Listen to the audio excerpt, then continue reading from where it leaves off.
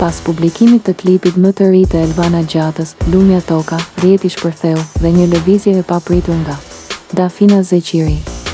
Klipi i Elvanës sjell veshje tradicionale shqiptare dhe pamje nga jeta e fshatit. Por, shumë ndjekës vunë re një ngjashmëri të madhe me klipin e Dafinës, Milion, publikuar në vitin 2020. Dafina postoi në story fragmente nga Milion, duke theksuar pamje ku shfaqet me elemente identike si tek Lumja Toka. Ajo nuk shkroi asgjë, por fansat e lexuan qartë.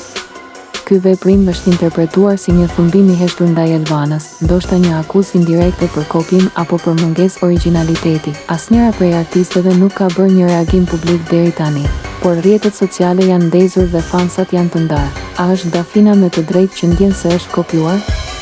Apo Elvana thjesht ka sjell një tjetër interpretim të bukurisë shqiptare? Kush ka të drejtë? Ju vendosni.